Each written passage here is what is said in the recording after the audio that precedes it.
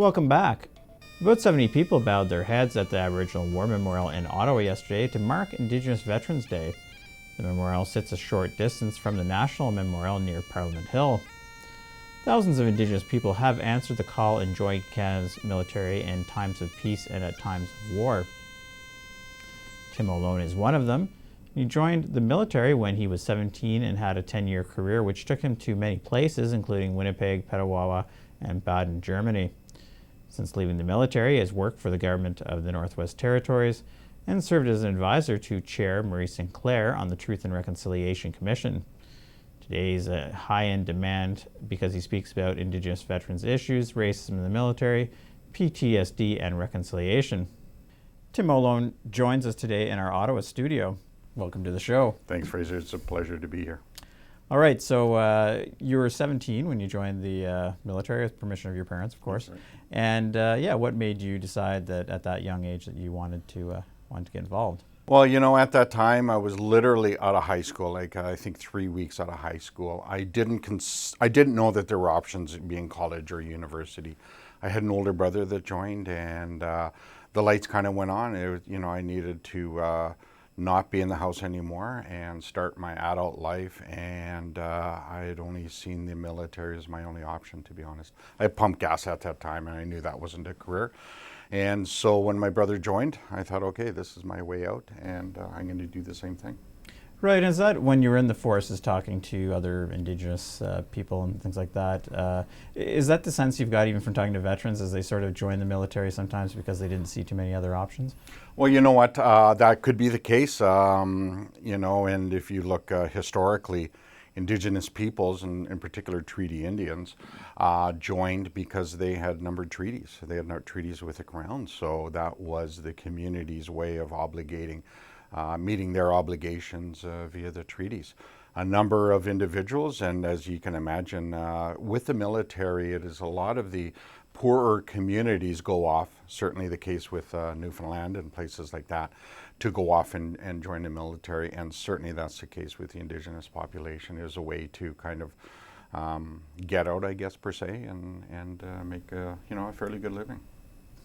Right, and then of course your time, those 10 years that you're in the military, put you you were in the military during the Oka Crisis. Yeah. And you were saying earlier that you might have been sent out there, so you're fully aware of, obviously everyone was aware of what was going on, but yeah, you could have been in. And of course there was sort of a backlash against First Nations people and the non-Indigenous population, just the nature of the crisis. And that, what was that like for you to be caught right in the middle of that? You know what, I was interviewed and asked the question, how do you feel if we get called out? Because we were about to go. And I said to the Sergeant Major, I said, if you don't mind, Sergeant Major, why don't we get called out first before I answer that question? Because there would have been no way. And it was a very stressful time for Indigenous soldiers. Because the reality is, in the Army, you're trained to think about the person at the other end of your rifle is the enemy. And when the government of the day called out the military against its own citizen, that was a pretty horrific time for Indigenous veterans, Indigenous serving members. And I have talked to others, and they were in the same boat. And some people just got up and left the military because they just simply cannot take up arms against themselves, of course. But that was a dark time. It was a tough time, and it was a tough time for Canada as well. There was constitutional discussions at that time. It was very dynamic.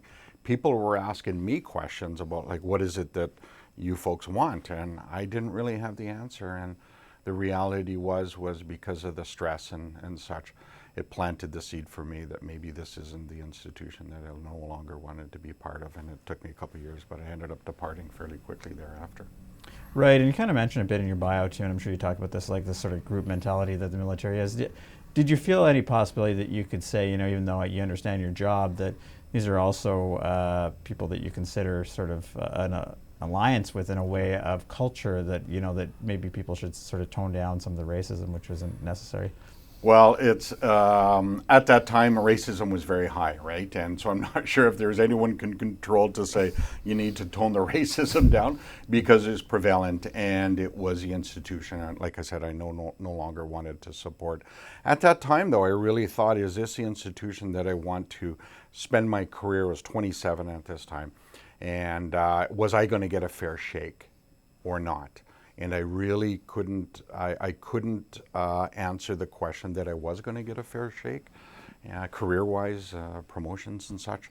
So then I realized, you know what, I think it was time for me to depart, and which was a good move for me professionally. That's when I went to university and started my professional career. But, you know, I kind of, as I look back now, I think about, and I want to displace the negativity with some of the friends that I served with. You know, November 11th is a emotional day for me. I've had friends that had passed, and I tend to go down to Beechwood Cemetery and visit them. You know, for my own mental health, I try to displace the negativity and remember the amazing heroes that I had the honor of serving with, and I still keep in touch with some of these heroes. Right, and I guess just to stick on that Yeah. point, and then we'll talk a little bit about after service. But Sure. You talked about participating in the Invictus Games, and are things slowly changing? Have they gotten better, I guess, in the military in terms of racism? Well, I'll tell you right now, I left in 1993, and physically and spiritually wounded, I was not going back. And I worked at the Truth and Reconciliation Commission, and I had a mental health decline afterwards, to be honest. And Veterans Affairs was all in, so I was grateful for their supports. And as part of me being in the Valley of Darkness, I had a friend said, hey, you should put your name in for the Invictus Games. I submitted, never thinking, because there were well over 1,000 people submitting their names, and I got selected. And it was an amazing journey. It gave me a mission again. And I went back to, as part of our training camp, I went back to 2 military bases. And I had to kind of humble myself and realize that the military is not the military that I had left. There were some really good people there. And a lot of times people heard about my experience with the racism, and they were visibly upset. And I thought, wow, you know, the people that were on that team, they all had physical and spiritual injuries. But I have to say, they were a really good group. And so I had to, what's that term, eat crow, and realize that, and admit that it wasn't the dark, demonized military that I had left, that it really was more reflective of the population that it serves. And I'm not here to admit that there's no racism, but the racism is, I would argue, much lesser than the one that I left in 1993.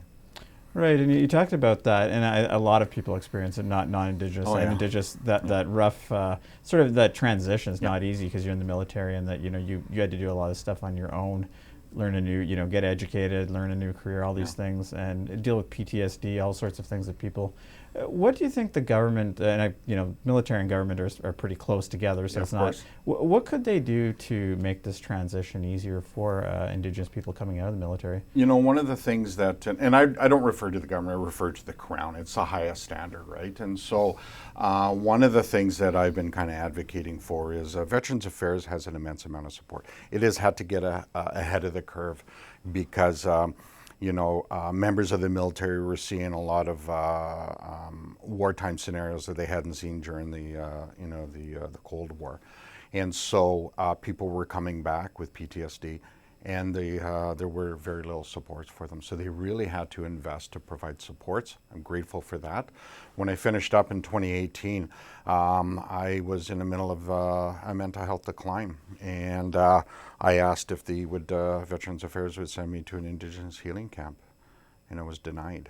And I'm like, okay, I think Veterans Affairs needs to advance their supports for Indigenous veterans, and it's under the principle that, you know, Indigenous peoples, we need our culture to heal. I went to Bellwood Medical Center downtown Toronto. I wasn't allowed to smudge. There was no supports for my culture, and there were no elders and stuff. And so I thought, you know, I think that has to change. And so I kind of been advocating for Veterans Affairs to provide very unique supports for the Indigenous veterans.